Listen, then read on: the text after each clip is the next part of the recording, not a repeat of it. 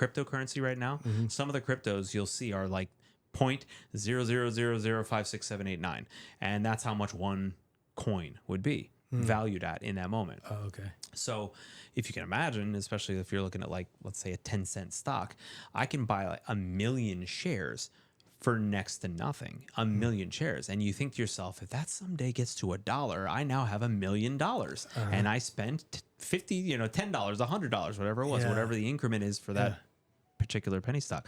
So long story short, there's definitely a science behind it. There's a lot of technique and strategy, but if you can trade in on an upswing and sell before it crashes, which sometimes can happen in an hour, which sometimes can happen in a day, sometimes it could be a couple of months.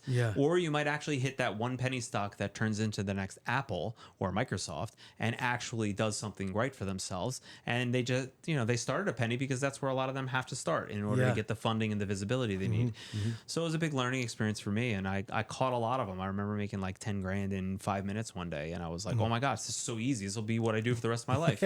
And then I lost 20 grand at the next moment, and I'm like, okay, never mind. I'm not as good as I thought I was. That sounds like my poker game.